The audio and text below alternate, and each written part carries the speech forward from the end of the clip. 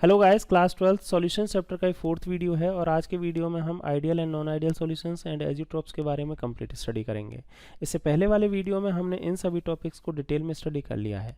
बात करें अगर हम ideal and non ideal solutions की, तो ये सॉल्यूशंस के ही टाइप हैं। लेकिन आप कहेंगे सर टाइप ऑफ सॉल्यूशंस तो हम फर्स्ट लेक्चर में ही पढ़ चुके हैं। तो फर्स्ट लेक्चर में जो हमने टाइप ऑफ सॉल्यूशंस पढ़े थे वो on the basis of physical state of solvent और सॉल्यूट के बेसिस पे डिस्कस किए थे। तो यहाँ पे फिजिकल स्टेट ऑफ सॉल्यूट और सॉल्वेंट के बेसिस पे टोटल 9 टाइप के सॉल्यूशंस होते हैं। इनमें से एक टाइप का सॉल्यूशन वो होता है जिसमें सॉल्वेंट और सॉल्यूट इन दोनों की ही फिजिकल स्टेट जो होती है वो लिक्विड होती है।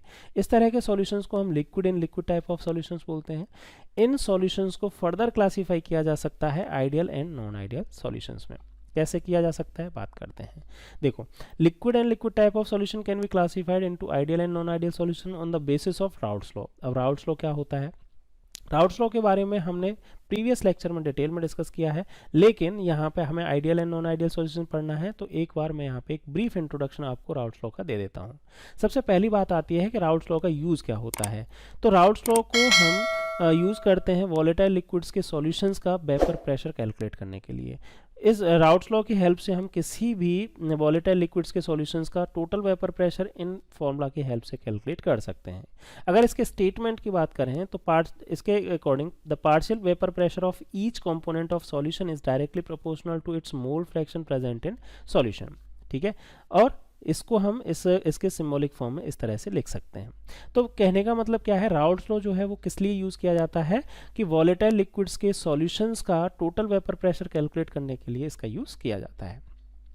तो अगर ऐसे सॉल्यूशंस जो राउट्स लॉ को फॉलो करते हैं, the solution which obey Raoult's law over the entire range of concentration is known as ideal solutions. मतलब क्या हुआ कि ऐसे लिक्विड्स का सॉल्यूशन, जैसे मैं एक एग्जांपल ले लेता हूं, जैसे बेंजीन एंड टोलुइन मैंने एक एग्जांपल लिया, ये एक आइडियल टाइप का सॉल्यूशन फॉर्म करते हैं।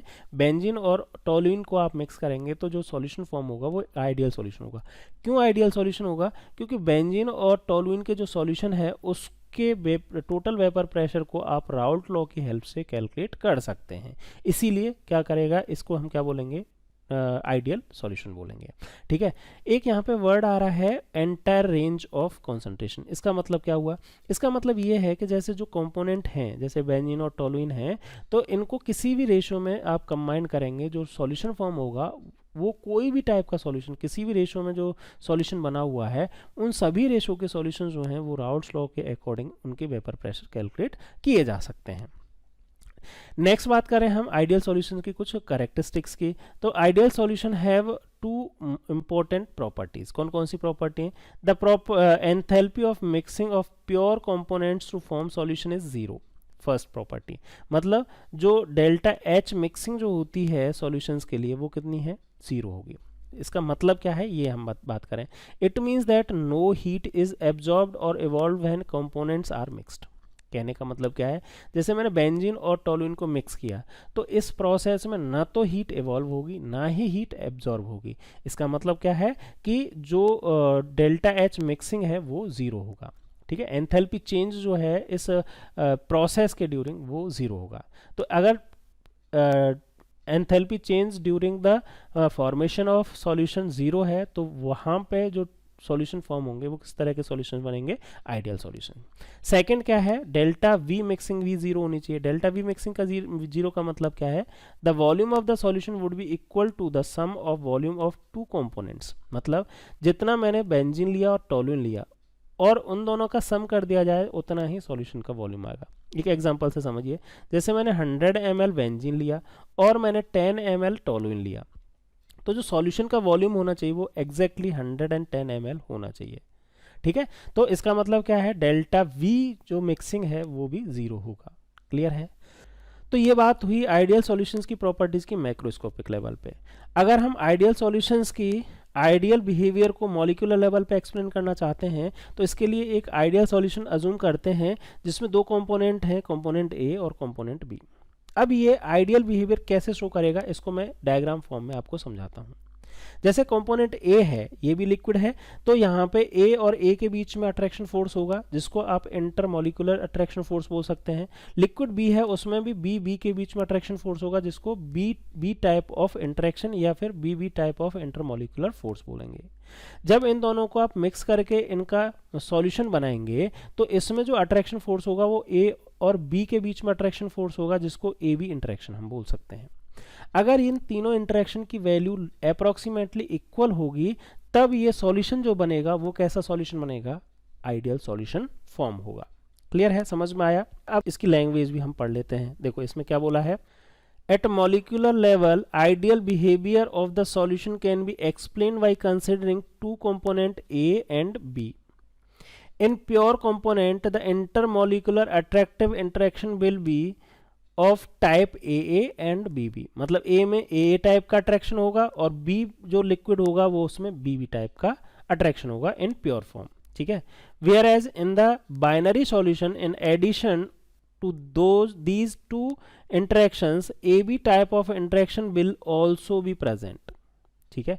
जब हम इन दोनों को मिक्स कर देंगे तो ए और बी के अलावा इसमें एक टाइप का इंटरेक्शन और होगा जो ए बी टाइप का होगा।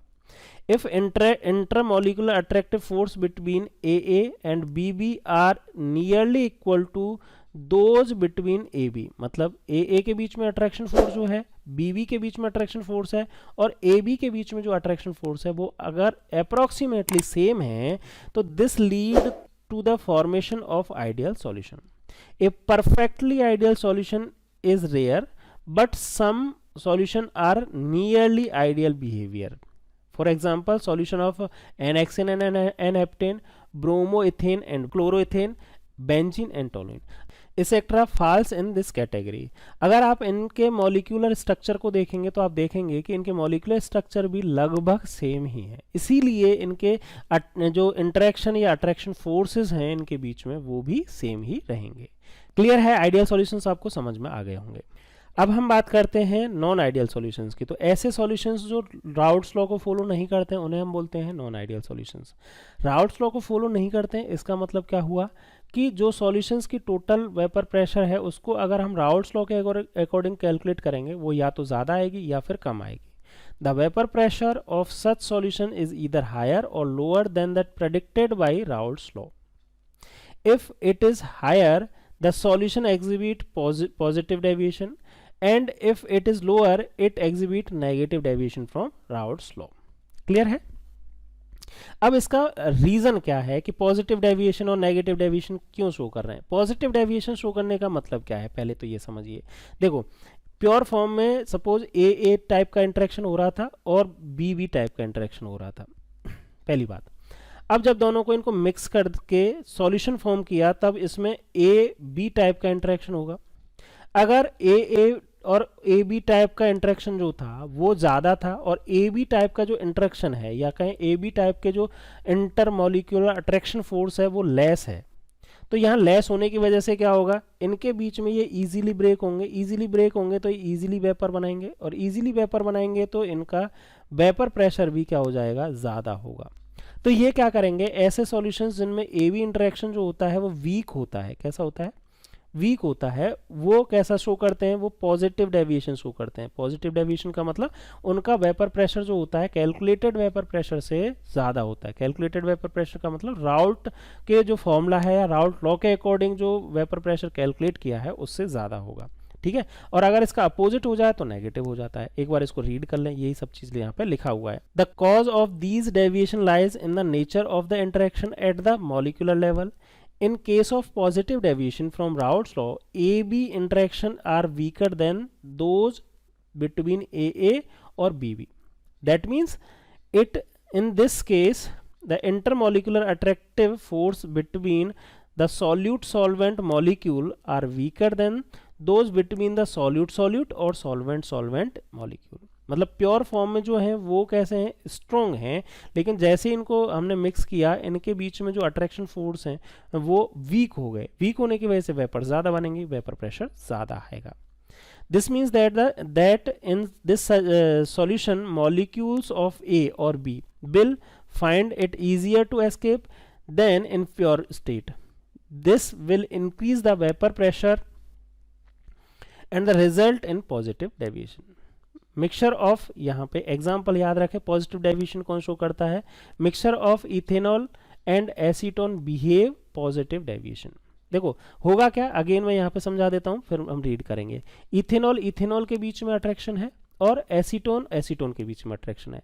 अब देखो इथेनॉल इथेनॉल के बीच में अट्रैक्शन जो होता है ना, इथेनॉल के बीच में हाइड्रोजन बॉन्डिंग होती है, तो वहाँ पे अट्रैक्शन इथेनॉल इथेनॉल के बीच में अट्रैक्शन फोर्स हाई है। एसीटोन एसीटोन के बीच में भी अट्रैक्शन फोर्स हाई है। लेकिन जैसे ही इथेनॉल और एसीटोन आपने मिक्स किया तो इथेनॉल के हाइड्रोजन बॉन्डिंग जो है वो वीक हो जाएगी, और वीक हो जाएगी तो एसीटोन और इथेनॉल के जो अट्रैक्शन फोर्स हैं वो भी वीक हो जाएंगे। तो यहाँ पे इनकी वेपर्स ज़्यादा बनेंगी, और वेपर ज़्यादा बनेंगी तो वेपर जो प्रेशर है वो भी ज़्यादा होगा। ठीक है, एक बार पढ़ लेते हैं। In pure ethanol molecule are hydrogen bonded. On adding acetone, its molecules get in between the host molecule and break some of the hydrogen bonds between them. Due to weakening of interaction, the solution shows positive deviation from Raoult's law. Clear? दूसरा example है यहाँ पे carbon disulphide और acetone का। Carbon disulphide और acetone भी positive deviation show करते हैं। The dipolar interaction between solute solvent molecule are weaker than the respective interaction among the solute and solvent molecule. This solution also shows positive deviation. Positive deviation के जो curve हैं वो कुछ इस तरह से ऊपर हो जाते हैं, पॉजिटिव डेविएशन के कर्व इस तरह से ऊपर हो जाते हैं। जो डैश डैश से लाइन जो बन रही हैं ये आइडियल सॉल्यूशन के कर्व हैं, जो राउल्ट्स लॉ को फॉलो करते हैं। उनके वेपर प्रेशर का कर्व ये है और टोटल वेपर प्रेशर का कर्व ये वाला है। ठीक है, ये आइडियल सॉल्यूशन वाले कर्व हैं। लेकिन अगर पॉजिटिव डेविएशन शो कर रहा है तो पॉजिटिव डेविएशन शो करने वाले जो के कर्व आएंगे, जो कंपोनेंट 1 का कर्व आएगा वो इस तरह से ऊपर चला जाएगा, कंपोनेंट 2 का जो कर्व आएगा वो इस तरह से आ जाएगा, और टोटल वेपर प्रेशर का कर्व विद मोल फ्रैक्शन के साथ में अगर आएगा तो वो इस तरह से आ जाएगा। क्लियर है? तो यहाँ पे पॉजिटिव डेविएशन इस तरह से शो हो जाता है। नेगेटिव डेविएशन का मतलब जस्ट इसका अपोजिट है, सारी चीज़ें जस्ट अपोजिट हो जाएंगी। कर्व देखेंगे तो आप कर्व भी जस्ट अपोजिट हो गए हैं, नीचे की साइड में चले जाएंगे, नीचे की साइड में चले जाएंगे। इनका मॉलिक्यूलर लेवल पे एक्सप्लेनेशन की अगर हम बात करें तो मॉलिक्यूलर लेवल पे एक्सप्लेनेशन भी इसी तरह से जस्ट अपोजिट बात करेंगे। In case of negative deviation from Raoult's law, the intermolecular attractive force between AA and BB are weaker than those between AB and leads to decrease in vapor pressure resulting in negative deviation. Simple है कि जो pure form में जो attraction force हैं AA और या BB के बीच में जो अट्रैक्शन फोर्स होंगे वो वीक होंगे। ठीक है, जबकि ए बी जैसे ही आप मिक्स करेंगे तो कोई एक्स्ट्रा अट्रैक्शन फोर्स उसमें अराइज हो जाएगा, यहाँ पे स्ट्रॉन्ग अट्रैक्शन फोर्स होंगे। तो इजीली वेपराइज होना कहाँ इजी है, यहाँ पे इजी है, प्योर फॉर्म में इजीली वेपराइज होंगे। यहाँ पे डिफ़िकल्टी से वेपराइज होंगे, और डिफ़िकल्ट से वेपर्स यहाँ पे बनेंगी, वेपर्स डिफ़िकल्टी से बनेंगी, तो डिफ़िकल्टी से वेपर बनेंगी तो वेपर प्रेशर भी क्या हो जाएगा, यहाँ पे डाउन हो जाएगा या डिक्रीज हो जाएगा। क्लियर है? An example of this type is a mixture of phenol and aniline. जो नेगेटिव डेविएशन शो करते हैं वो हैं फिनॉल और एनिलीन के मिक्सचर। अभी इसका रीज़न क्या है देखो, in this case the intermolecular hydrogen bonding between phenolic proton and lone pair of nitrogen of the aniline is stronger than that respective intermolecular hydrogen bonding between similar molecules. मतलब phenol और aniline के बीच में जो hydrogen bond बनेगा ना वो strong hydrogen bond बनेगा, जबकि एनिलीन और फिनॉल के बीच में जो अट्रैक्शन फोर्स हैं वो वीक अट्रैक्शन फोर्सेस हैं। इसीलिए फिनॉल और एनिलीन का जो मिक्सचर होता है वो नेगेटिव डेविएशन शो करता है। Clear? Similarly a mixture of chloroform and acetone, chloroform और एसीटोन जो है उसका मिक्सचर भी क्या है, कैसा शो करेगा, नेगेटिव डेविएशन शो करेगा। ठीक है, क्यों करेगा? Form solution with negative deviation from Raoult's law.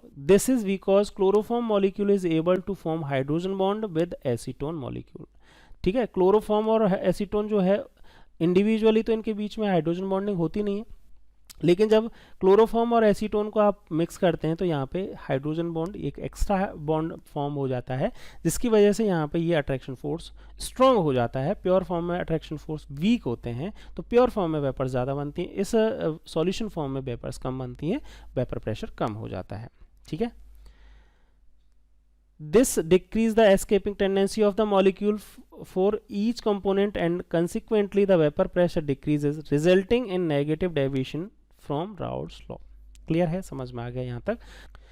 तो ये बात हुई ideal and non ideal solutions की। अब हम बात करते हैं एजियोट्रॉप्स की। एजियोट्रॉप्स क्या होते हैं? Some liquids on mixing form azeotropes which are binary mixtures. तो एजियोट्रॉप्स क्या होते हैं? Binary mixtures having the same composition liquid and vapour phase and boils at constant temperature. मतलब क्या है समझिए। बाइनरी मिक्सचर का मतलब आप जानते हैं कि टू कंपोनेंट आपने मिक्स किए और एक मिक्सचर बना दिया। अब इस बाइनरी मिक्सचर का जो कैरेक्टरिस्टिक क्या है कि इनका कॉम्पोजिशन जो है लिक्विड स्टेट में, मतलब यहाँ पे इस लिक्विड स्टेट में और वेपर फेज में, इस वेपर फेज में दोनों जगह पे क्या है? इक्वल है। मतलब जो मोल फ्रैक्शन ऑफ बी है लिक्विड स्टेट में वही मोल फ्रैक्शन ऑफ बी होंगे किसमें? वेपर फेज में। इसी तरह से ए के लिक्विड में मोल फ्रैक्शन और ए के वेपर में मोल फ्रैक्शन इक्वल होंगे। तब इस तरह के सॉल्यूशंस को हम क्या बोलते हैं? एजियोट्रॉप्स। और इनका जो बॉइलिंग पॉइंट होता है वो भी सेम ही बॉइलिंग पॉइंट पे दोनों ही जो कंपोनेंट हैं वो बॉयल्स होते हैं। जनरली क्या होता है कि हमने मिक्सचर बना दिया कंपोनेंट ए और बी से, कंपोनेंट ए और बी के बॉइलिंग पॉइंट में डिफरेंस है, तो कंपोनेंट जिसका कम बॉइलिंग पॉइंट है वो पहले वेपर में कन्वर्ट हो जाएगा, जिसका ज़्यादा बॉइलिंग पॉइंट है वो बाद में क्या हो जाता है? वेपर फॉर्म में कन्वर्ट होता है। और इसी के बेसिस पे फ्रैक्शनल डिस्टिलेशन से हम क्या करते हैं? लिक्विड को सेपरेट कर लेते हैं। लेकिन यहाँ पे तो क्या है कि जो बॉइलिंग पॉइंट टेम्परेचर है वो ही कांस्टेंट हो गया, एक ही टेम्परेचर पे दोनों ही बॉयल होंगे। तो इस तरह के जो कंपोनेंट जो एजियोट्रॉप्स बनाते हैं उनको फ्रैक्शनल डिस्टिलेशन से सेपरेट करना पॉसिबल नहीं है। और ये जो एजियोट्रॉप्स जो होते हैं ना, एजियोट्रॉपिक मिक्सचर भी बोलते हैं, ये किसकी तरह बिहेव करते हैं? प्योर लिक्विड, क्योंकि ये कांस्टेंट टेम्परेचर यानी कि एक ही बॉइलिंग पॉइंट टेम्परेचर पे क्या कर रहे हैं? बॉयल हो रहे हैं। ठीक है। अब ये एजियोट्रॉप्स जो हैं वो दो टाइप के होते हैं। पहला है मिनिमम बॉइलिंग एजियोट्रॉप और दूसरा है मैक्सिमम बॉइलिंग एजियोट्रॉप्स। मतलब क्या हुआ? ऐसे सॉल्यूशंस जो पॉजिटिव डेविएशन, राउल्ट्स लॉ से पॉजिटिव डेविएशन शो करते हैं, वो जनरली मिनिमम बॉइलिंग एजियोट्रॉप्स बनाते हैं। ठीक है। मतलब क्या है? जैसे एक एग्जांपल, 95% इथेनॉल और 5% वाटर लिया। अब इनके अगर हम बॉइलिंग पॉइंट की बात करें तो बॉइलिंग पॉइंट जो होता है वाटर का जो होता है वो कितना होता है? 373 केल्विन या फिर 100 डिग्री सेल्सियस आप बोल सकते हो डिग्री सेल्सियस में। ठीक है। और जबकि इथेनॉल जो होता है उसका होता है 350.2 केल्विन टेम्परेचर। अब इसमें से less boiling point, minimum boiling point किसका है इन दोनों में से? ऑब्वियसली इथेनॉल का है।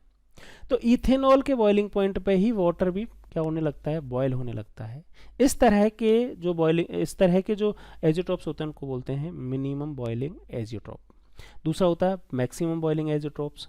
जनरली नेगेटिव डेविएशन शो जो करते हैं नॉन आइडियल सॉल्यूशंस, वो मैक्सिमम बॉइलिंग एजियोट्रॉप्स बनाते हैं। ठीक है। जैसे यहाँ पे नाइट्रिक एसिड और वाटर का बॉइलिंग पॉइंट अभी मैंने बताया 373 केल्विन है।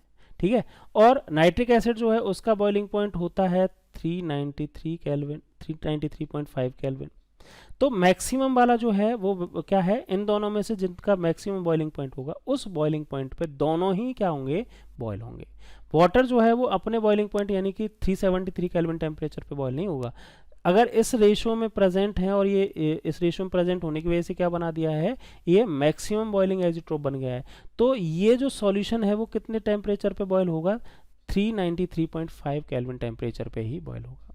तो ये हुए कौन से टाइप ऑफ एजियोट्रॉप्स के। जो मैंने अभी आपको एजियोट्रॉप्स के बारे में बताया वही सारी चीज़ें यहाँ पर लिखी हुई हैं, चाहे तो आप इनको एक बार रीड कर सकते हैं। तो ये सारा डिस्कशन हुआ ideal solution, non ideal solutions and azeotropic mixtures के बारे में। तो नेक्स्ट वीडियो में हम डिस्कस करेंगे colligative properties and determination of molar mass. तो चलिए फिर मिलते हैं नेक्स्ट वीडियो में। Thank you.